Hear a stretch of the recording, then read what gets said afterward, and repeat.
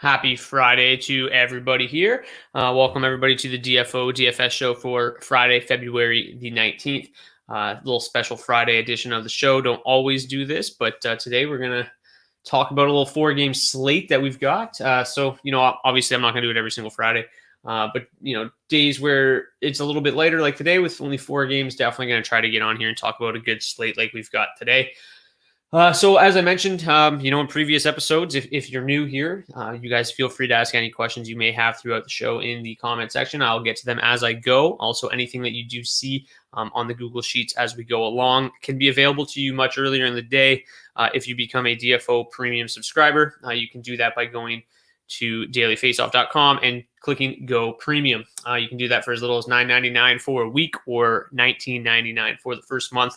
You get everything that is available in this Google Sheet, as well as a lineup optimizer, and you get access to our premium Discord channel where we just chat DFS pretty much all day long, and then any late breaking news and warm-ups or anything like that, I make sure to let all of our users know.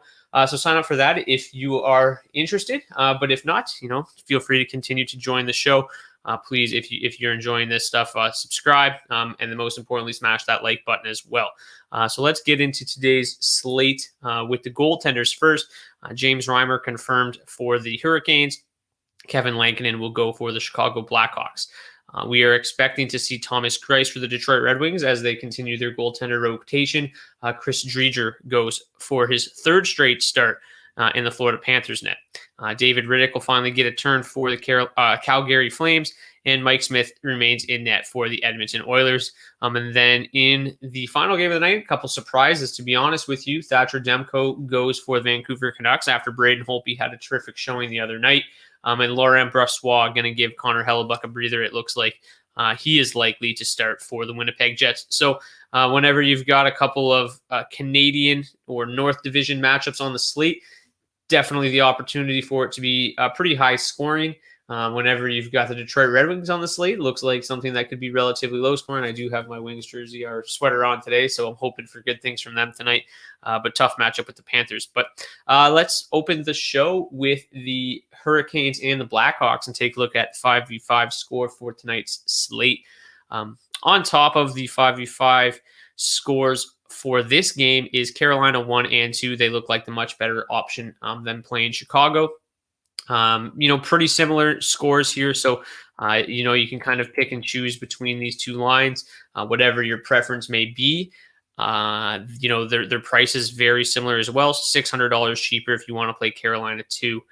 Teravainen is coming off a really nice performance. Sebastian Aho playing well as well. Brock McGinn was a nice punt when he was $2,900. I'm not quite as keen on playing him at $4,000. So if I do play Carolina 1 today, it will most likely be a Sebastian Aho, Teravainen mini stack because Brock McGinn at $4,000 just isn't all that intriguing to me. I think there's much better options around that price point. You can pay up $900 to get to Jesse Puljujärvi, who's a much more appealing option than playing Brock McGinn. But if you are doing multiple lineups and you want a full stack, then you can't fault you for playing Brock McGinn. It does obviously increase your upside if they just end up getting a full line goal or a few like they did the other night. The second line, Niederreiter, Trocheck, Netchas has been really good all season long. Continue to be almost as good as the top line, if not better on some nights. So they look like almost as solid of an option. I think that they're much more intriguing to full stack as opposed to Carolina 1. So it all kind of depends on what your preference is in terms of lineup building. If we want to take a look up at the matchups, Carolina's top line is expected to see 64%. So a bit of a hard match situation here for the Hurricanes, it looks like. So it'll be Aho against the Stahl line.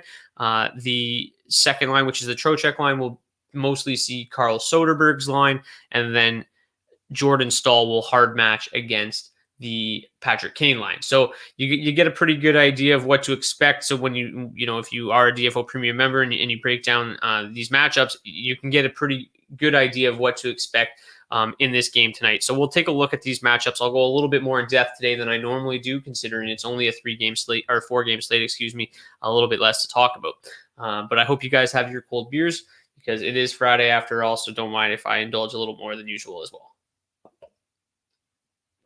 So We'll break down the first matchup here, which is Carolina 1 against the Dylan Strome line. So Carolina 1, really, really strong offensive numbers, as we've come to expect from them in recent years.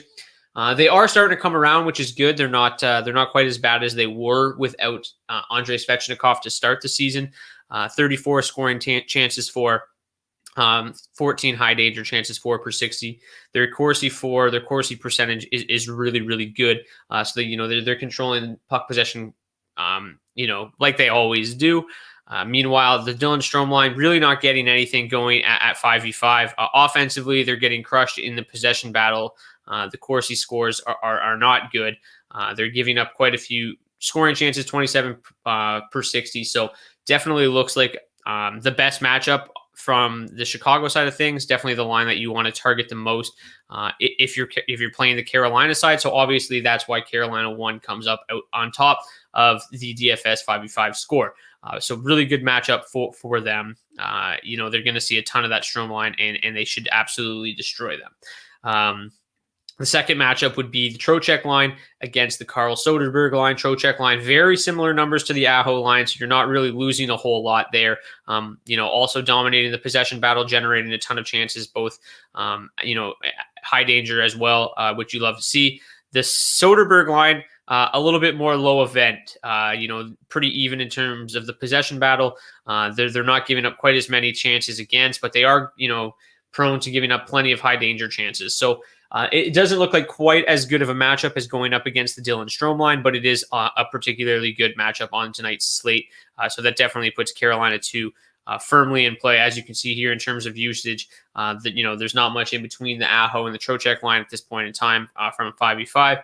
And then the third matchup, the third matchup is going to be that Jordan Staal line going head-to-head with Patrick Kane. So Patrick Kane's line is really been better in the last couple of weeks. They've been really good.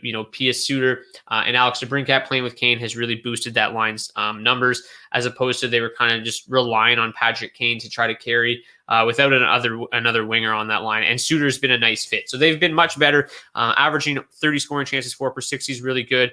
They're doing really well in the puck possession battle. But the problem, they look okay. The Jordan Staal line can be difficult to play against, but they have struggled so far this season in terms of limiting scoring chances against. So it doesn't look like a terrible matchup for the Blackhawks. Obviously, Jordan Staal had a pretty good season thus far, but defensively, not the numbers that we're used to seeing from him. So considering that, James Reimer is not an elite goaltender, he's got an .895 save percentage on the season. I think Chicago 1's definitely in play tonight. They don't obviously come out with the greatest 5v5 score, but they're definitely above average tonight. The only issue with them is their price. I mean, if you can get around to it, I think that they're fine. I think that they'll come at a little bit lower ownership. When you've got, McDavid on the slate, it is hard to play Chicago 1 with McDavid. You have to get very creative with those lineups. So I think that Chicago 1 is an intriguing option because the Jordan Staal line really hasn't been that spectacular defensively. As you can see here, they're below average defensive line thus far this season. So it definitely looks like an opportunity where that Kane line can get something going here.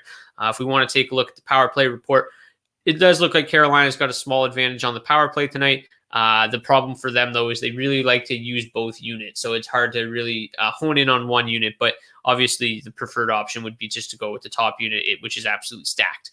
The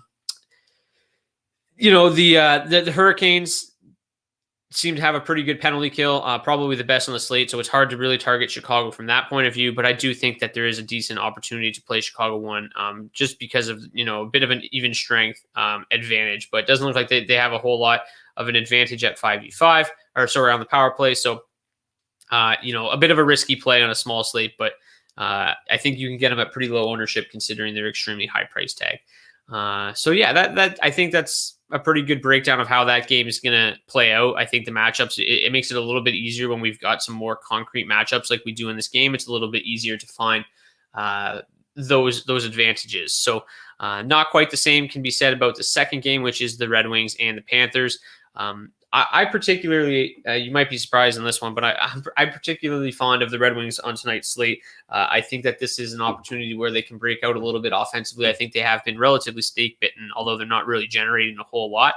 But the reason I do like them is based on what they did last game.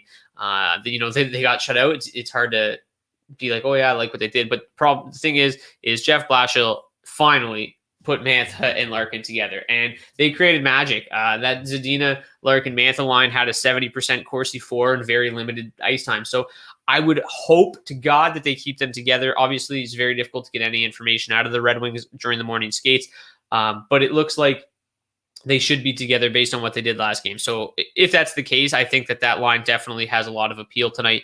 The rest of the lineup, not so much. Breaking them or putting them together basically takes out any offense out of any of these other lines. Vladislav Nemesnikov is out, so I would expect Luke Glendening to move up into that spot. That'll probably prompt Blashill to do something stupid, like put Mantha with Glendening or something ridiculous. But hopefully he doesn't, and hopefully it's Zadina, Larkin, Mantha at the top of this Red Wings lineup. They are the first game of the night. They start at 7:00, so we will be able to keep an eye on that in warmups and then make any changes if he decides to do something stupid, which wouldn't be entirely shocking. It is Jeff Blashill after all. But let's take a look at the matchups. So the top line is expected to see kind of just a mix of all four lines. The really only hard match in this game, and it's not even really a hard match, but they're going to try to get that Glendening line out there against the Barkov line as much as they possibly can.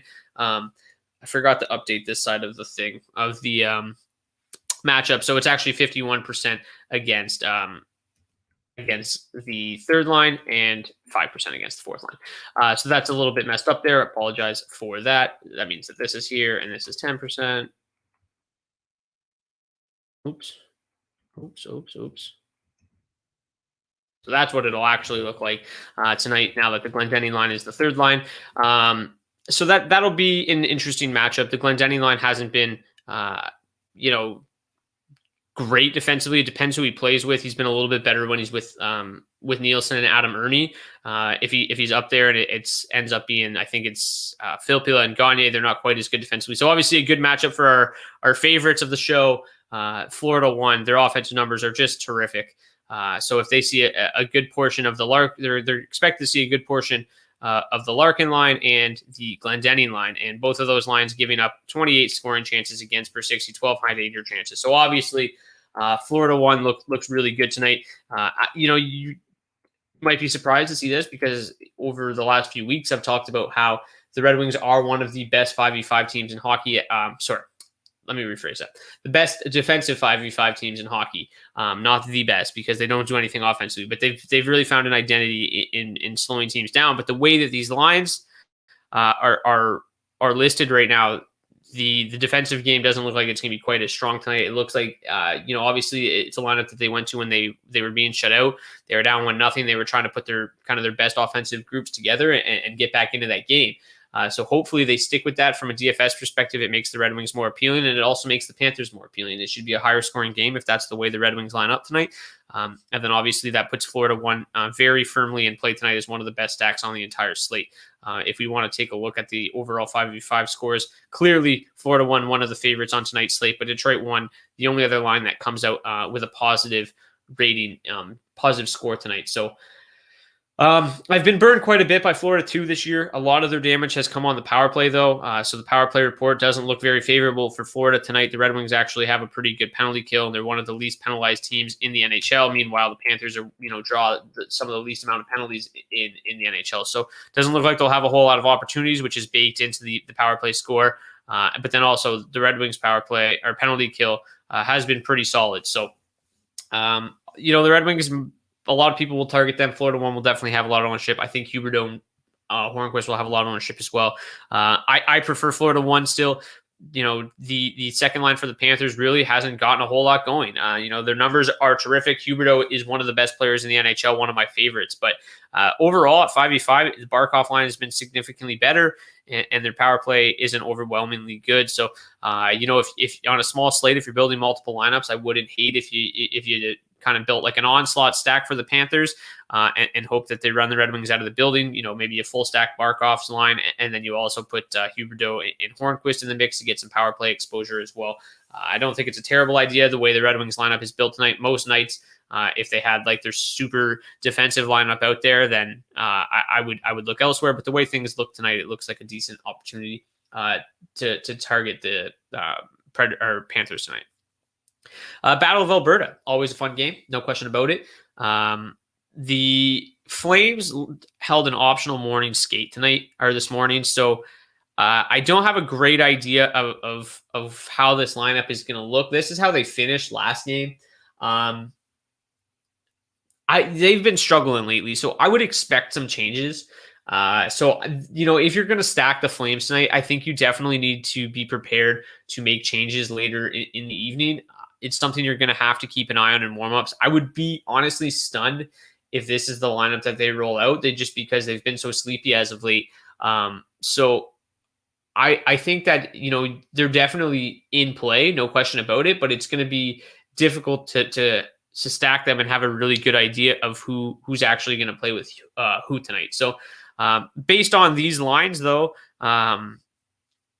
Edmonton 1 obviously comes out on top. No surprise there. They've been absolutely outstanding. But Calgary 1 still looks really good. Calgary 2 looks solid as well, both above average. Edmonton 2 looks okay as well. So in terms of the matchups, it's basically going to be a hard match. It's going to be a lot of Lindholm versus McDavid tonight. It's going to be a lot of Gaudreau and Backlund versus the Draisaitl line. That's what we expect to see. Wouldn't be, it obviously depends how those lines shake out. But overall, the Lindholm line, when they have Mangiapane on that line, their numbers are terrific. They're both offensively and defensively, so it could be a little bit more difficult for McDavid to get things going tonight. Sorry, this is McDavid's numbers. These are Lindholm's numbers. But the same can be said. McDavid's kind of matchup proof at this point. Their line's so good. They're absolutely destroying the possession battle. They're generating 38 scoring chances, 4 per 60, 16 high danger chances. So no reason to avoid them tonight. With Nugent Hopkins price back up to 7,100 makes it a little bit more difficult to stack them. Puljujarvi almost to 5,000 now, but for what Puljujarvi's done and how good he's looked, 4,900 is still just way too cheap for him. I think he's a terrific cash game option. I'm a little bit worried about his status on power play 1 tonight with James Neal coming back into the lineup, but regardless, plays tons with Connor McDavid. So I still absolutely think that's way too cheap for Puljujarvi. He's looked outstanding. He's stood out every single night, and obviously you can't have a better running mate than Connor McDavid. So from the Calgary side of things, I guess we can look at first. So, doesn't look great for Lindholm. It's going to be difficult for them to contain McDavid. And, obviously because McDavid has the puck so much, they really don't give up a whole lot defensively. I think the best option would be to go with the Gaudreau-Monahan line. Not quite as good of offensive numbers, but they'll be seeing a lot more of the Draisaitl line, which is the line that you really want to target if you're targeting Edmonton tonight. So Edmonton's second line is both, going to see a lot of the second and third line for the Flames. So that I think that makes the Gaudreau-Monahan line a lot more appealing tonight. They don't actually grade out as high from a DFS 5v5 score perspective. But that's just because their offensive numbers aren't quite as strong. But matchup-wise, price-wise, they look a lot better. Brett Ritchie is not the best hockey player in the world. So if you wanted to leave Brett Ritchie off that stack, that'd be completely reasonable. I would honestly be pretty surprised if he's even skating there tonight. But we'll see. Again, I think it's going to be, unless they move Lindholm back to the wing or something crazy with Gaudreau and Monahan, you can fully expect the Lindholm line to go head-to-head with McDavid and the Monahan line to go head-to-head with Draisaitl most of the night. So regardless of who's on their wings, you can kind of look at the Monahan line as the more preferred option tonight, regardless of how they kind of line things up. And then the fourth game is the Vancouver Canucks and the Winnipeg Jets. And if you guys have any questions about anybody you want to play or anything at all, feel free to drop them in the comment section because, I can answer everything. I can talk. I can go more in depth on anything if you guys need me to because it is only 4 games. And, I normally stick around for 45 minutes and we're only 20 minutes in. So long way to go here if you guys have any questions. But anyways, Vancouver and Winnipeg. So Winnipeg 2 comes out on top tonight. I guess the first thing I should show you guys is Winnipeg. It does look like that they're going to kind of go back to some of the older lines that we saw earlier in the season with Connor and Wheeler on Scheifele's wing. Now, they too held an optional morning skate, so we don't know that this is going to be 100%, but this is how they finished last game, so I wouldn't be surprised if this is the case. We talked about how Scheifele's numbers just weren't really quite as strong without these two on their wing. Kopp, after a hot start, really is cooled off. So I wouldn't be surprised at all if this ends up being what they go with tonight. So when you look at it, the way that these are configured, it actually has Winnipeg 2 as the top option for Winnipeg. And that's strictly because Kopp, Stastny, and Ehlers had, just absolutely outstanding numbers earlier in the year when they were together. It was a little bit surprising when they broke them up. I think it was a way to try to get Scheifele going, and Scheifele, it did work. Scheifele's been hot. A lot of damage on the power play, but so yeah, the Ehlers line, really good numbers across the board. 34 scoring chances, 4 per 60. Just nothing that really, makes you not want to play them. Their numbers are really good together. Obviously, Stastny still in the top power play unit makes him a little bit more appealing to play than not to then leaving him off. Like, he hasn't really done a whole lot. So it's do you want to play him? He still has 9 points in 16 games. It's not terrible, but given their price tag, I think that line's fine. Their offensive numbers are really good. It's just kind of a matter of you're hoping that they find that chemistry and that spark that they had earlier in the season. And Ehlers has been outstanding, so I'm not too worried about them. I do have some intrigue, though, with Connor, Scheifele, and Wheeler. Their numbers weren't great together at the start of the season. That's why they were broken up. But this is a Vancouver team who has obviously improved in recent games, but it is a team that defensively was extremely leaky early on in the season. So I do have a lot of interest in that Winnipeg top line because it's going to be, when you've got Connor, Scheifele, Wheeler together, it's extremely dangerous. They all play on the top power play unit together, and the price is just too good to not play them. The second line, their numbers are a little bit better, but this line is more talented all across the board. They correlate better on the power play, and their price is ridiculous. Like Kyle Connor at 6,100 is such a bargain. Wheeler at 5,000, total bargain. Although he hasn't been great. Scheifele at 7,000. It's way too cheap for them. So I do have a lean towards them, even though the score prefers Winnipeg 2. Winnipeg 1, just much better price for their skill set, and they all correlate on that top power play unit. In terms of the matchup, they are going to go head-to-head with Bo Horvat most of the night, it looks like, and that's kind of why the 5v5 score prefers the Stastny line. The Horvat line is the much better line at 5v5 than the Pettersson line. They give up, they dominate the puck possession battle. They give up very few scoring chances again. So that's the only concern with playing the Scheifele line tonight. On the other side of things, it's going to be mostly the Pettersson line going head-to-head with the Ehlers line, and that's why Ehlers line sticks out. The Pettersson line has not been very good defensively, although they are improving. Like, slowly but surely, we're seeing the resurgence from this Vancouver. Used to be their top line, now is kind of their second line, but the resurgence is there. Their offensive numbers are really starting to look strong. They had a really good night the other night, so it's not quite as good of a matchup as it was early in the season, but it's still pretty solid. The depth of the Canucks has really struggled defensively. So you're going to see a little bit more ice time against those lines out of the Ehlers line, which again is why they come out on top of the 5v5 score. But given the power play correlation, I do like Winnipeg 1 still a little bit more tonight. They do have a positive power play score tonight. They do.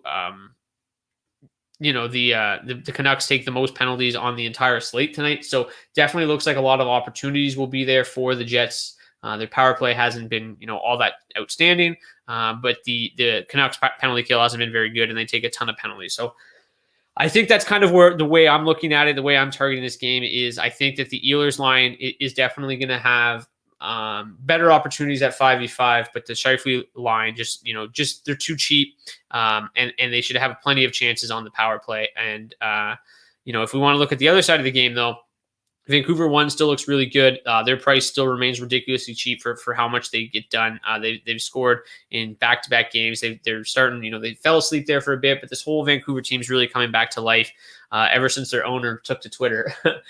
They're coming back to life. So I do like the Winnipeg or Vancouver's top line tonight. Again, I also, though, have a lot of interest in their second line because they are getting things going. Like I said, it's a very similar situation to this Scheifele line. Is they correlate all together on the top power play unit, and it's a power play unit that is pretty good. It's a Jets power penalty kill that's been absolutely atrocious. So the Canucks should definitely have some looks on the power play tonight. And what makes them even more intriguing is the fact that Brossoit is going to get the start instead of, or at least looks like Brossoit is going to get the start instead of Hellebuck. So that obviously makes Vancouver more appealing. So I still think that I'll probably target the Pettersson line a little bit more than the Horvat line. But if you're making multiple lineups, the Horvat line definitely looks really good. Their offensive numbers are just outstanding. Crushing the possession battle, 31 scoring chances for 13 high danger chances. So it's kind of the same thing on both sides, right? I mean, you've got the one line, you've got the Horvat and Ehlers lines who are better at 5v5, but you've got the Pettersson and Scheifele lines that are better. They correlate completely on the power play, 100% correlation on the power play, and it both power plays look like they're going to have chances to score tonight. They both have pretty good advantages over the opposing team's penalty kill, and it's not like Thatcher Demko has been all that outstanding, 895 save percentage on the season. So, and then Brossoit, obviously, he's not Connor Hellebuck. So, I think that this is a very intriguing game. It's probably going to be the highest scoring game on the slate. At least, when you're looking at it as a whole, that would be my, initial lean if I had to pick the highest scoring game on the slate. Obviously, though, Calgary and Edmonton can get turned into a barn burner, and Chicago and Carolina. Carolina has played some high scoring games this year too. So both those games could obviously. I mean, the Red Wings game looks like it could be more high scoring, but who knows with Jeff Blashill, it could end up being a 2-0 loss again. So if we want to talk about defensemen here, so as you guys know, if you've listened to this show frequently, I like to correlate my defensemen with the lines that I'm stacking. So I do have a decent list here of defensemen that you would want to play. So we'll start with the first game. So if you're playing Carolina 1, which is the Aho line, so obviously Dougie Hamilton is the preferred option because of the power play correlation, but he's 6,800. If you need to come down from him, the 5v5 correlation you'll get with Carolina 1 is Brett Pesce at 4,300. If you're playing Carolina 2, which is the Vincent Trocheck line, obviously the two that you would want to look at in terms of 5v5 correlation is Brady Shea at 3,200, or if you want to go a little bit lower, Jake Gardner at 2,600, and he correlates with Niederreiter and Netchas on the second power play unit as well. So it's not, if we want to take a look here really quickly, it's not a unit that doesn't, that is underutilized. The Hurricanes really use both units more than almost anybody on the slate outside of the Red Wings. But if you're going to play Carolina 2, I mean, you can go with, Shea has probably the more stable floor. He's a little bit more expensive, but Gardner does have the power play correlation. So it kind of just depends on what you prefer. And then I mentioned the only line I'm really interested in stacking from Chicago is that top line. They're really the only line that can do anything. And then at 5v5, the power or the correlation that you're looking for is going to be Calvin DeHaan at 3,700. And then on the power play, it's most likely still going to be Nick Beaudin at 3,200. But DeHaan's been a pretty reliable source of shots and blocks. Kind of provides you with a little bit of a stable floor at a pretty low price tag at 3,700. David said came in late today, but who is your top stacks of the night? So 5v5 score, obviously really likes Edmonton 1, also really likes Florida 1. We've been there before. Really likes Winnipeg 2 and Vancouver 1 as well. But if you did get here late and you just missed what I said, I actually prefer the other two lines from those two teams just because of taking a little bit more of a power play angle at things in that game. So I do prefer the Pettersson line and the Scheifele line just because the price tags are still really good and they complete 100% correlation on that top power play, on their top power play units. But both sides both lines in that game, both top sixes in that game are definitely worthy of playing if you're building multiple lines. But to continue with some defensemen here. The Panthers, if you're playing the top line, the Barkov line, the best option to go is Aaron Ekblad, 5,500, correlates with them both at even strength and on the power play. Obviously great, but he is pricey, and so are they. If you need to pay down, Gustav Forsling looks fine, correlates really well with them at 5v5 at minimum price 2,500. Florida 2, if you're playing, that is the Hornquist. Huberdeau line, your best option still is Aaron Ekblad at 5,500, but also Mackenzie Weegar's fine in terms of 5v5 correlation, but he's 4,000. So to save that 1,500 from Ekblad is probably not really worth it. I'd probably drop down to Anton Strahlman, who's 3,300, but neither one of them are great options. Obviously Ekblad's the preferred, but Strahlman's fine. Or you can punt any of these other defensemen I'm about to talk about. Detroit, if you're playing Detroit's top line, again, only play Detroit's top line if Mantha and Larkin are together. Hopefully, please God, Blashill, just do the right thing for once. But if you're playing them, Philip Roenick correlates very nicely at both 5v5 and on the power play. He's only 4,600, good price there. You can't afford that. Troy Stetcher, 2,700 is fine. Good power play or 5v5 correlation.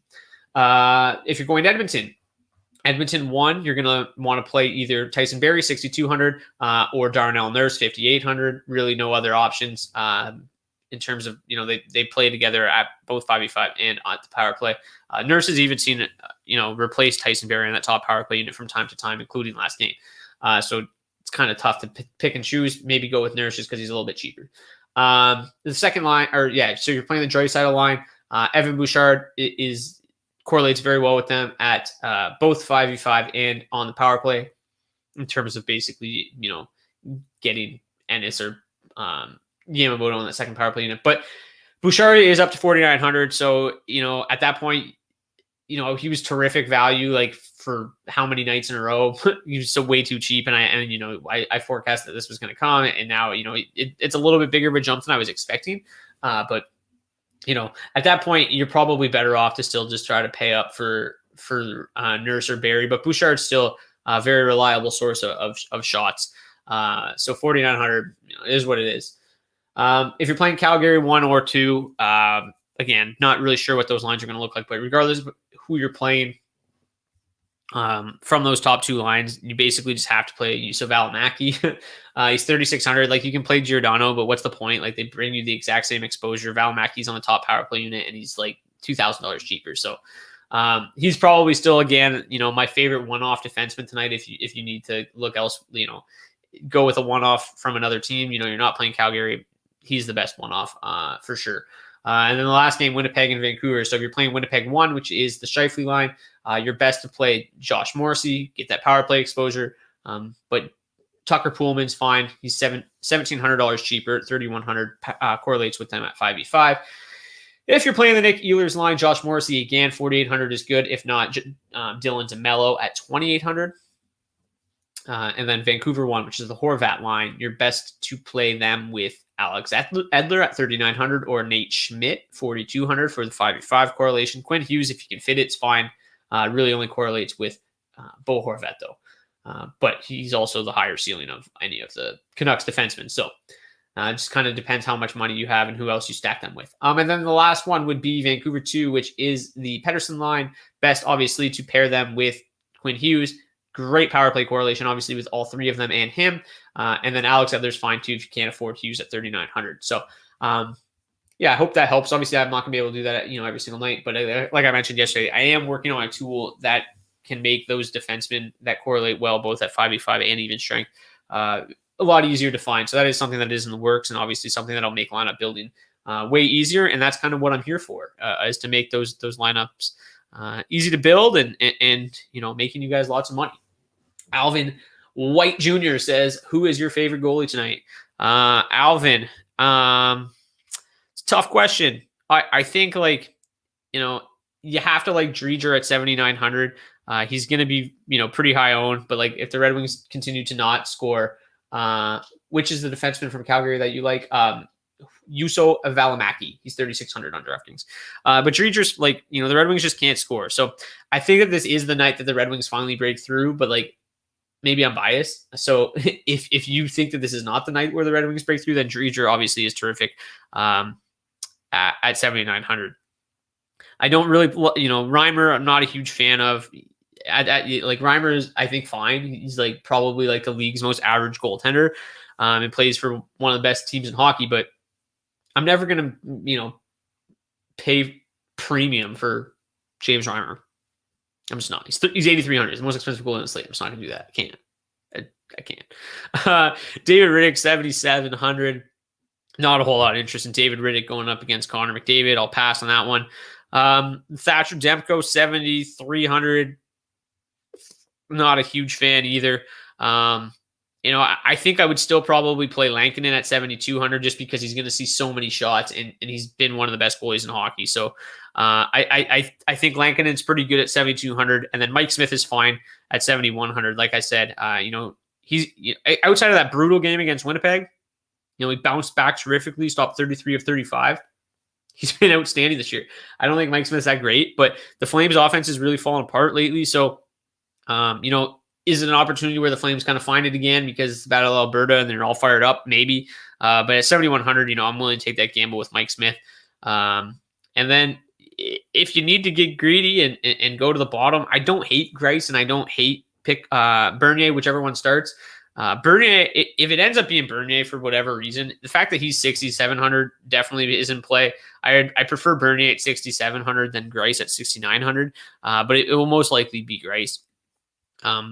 Not a whole lot of interest there, but I have a weird feeling the Red Wings are going to win this game tonight. So I probably will have a little bit of Greiss most likely in lines where I'm not playing Florida 1, because Florida 1, Florida 2, that whole power play is going to be super high owned tonight. So I like getting leverage on the field and also just the massive salary savings by playing the Red Wings goaltender tonight. Just hope I get lucky, because really, all things considered, they have been really good defensively throughout the season. Like I mentioned, I think that this is a game where it could open up a little bit, just the way that they have their lines built. But if you look at the Red Wings, they haven't given up a whole lot of goals. Not playing the greatest teams, but even in the two games they played against the Panthers, they only gave up 2 goals and 1 goal. The Lightning, one game they got lit up, but they just don't give up a lot of offense. It's tough.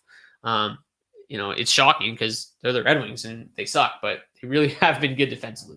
Dylan Larkin breakout has to happen at some point, right? Why not tonight? Tony, I completely agree. I think tonight's the night.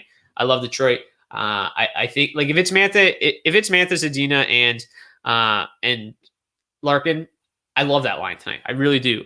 If we want to talk about it a little more, because I do. When they're not playing Barkov, they're going to see mostly the second and third line from the Panthers. Panthers aren't giving up a whole lot. Particularly, that second line has been really good at just kind of controlling the puck possession, but not really generating anything. That's why it's weird. You think Huberdeau and Hornquist and Wenberg would be great plays tonight, but they just don't do anything. They go out there and they control the puck, but they don't generate any offense at all. So I think that this is a night where the Red Wings break out. Chris Driedger has been really good. 924 save percentage, but at the end of the day, I think this is an opportunity.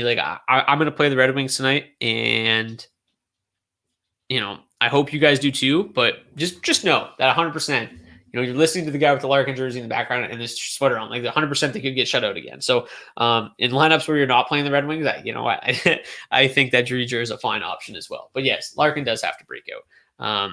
Just want to pull up Larkin's stats here for a second. Oh, I'm in the wrong browser.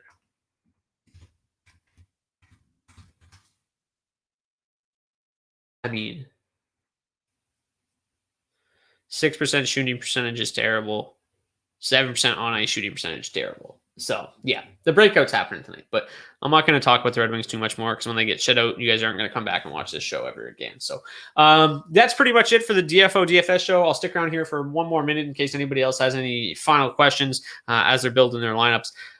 But, yeah, so if you guys aren't aware, I will not be here tomorrow. I will not be here Sunday. Take the weekends off. But I will be back Monday, regular scheduled time, 5:15. Good luck to everybody tonight. Hopefully you build some winning lineups. Here, I'll pop up some of this DFS stuff just so you guys can take a look while I'm talking. So make sure you guys, if you aren't already, subscribe. The YouTube channel and video, and make sure that you join DFO Premium, because like I said, like this stuff was up at 11 o'clock this morning. You could have already had your lineups built. You wouldn't even had to come and watch me talk about it. Obviously, I appreciate that you do. But if you would rather be spending this time building your lineups, joining DFO Premium is the way to do that. You get this stuff much earlier in the day, and then like you get your fingertips on it at all times, right? You don't have to just remember what I said on the show or whatever. So do that if you wish. That's pretty much all I've got. Good luck tonight. Build some good lineups. Enjoy your weekend, most importantly. It looks like we're going to have a beautiful, couple beautiful looking games there in Lake Tahoe this weekend. That scenery is just ridiculous. So hopefully that should be a cool experience for everybody watching at home. But yeah, I'll give you guys another look at this power play report here for a couple minutes, and then we will head out.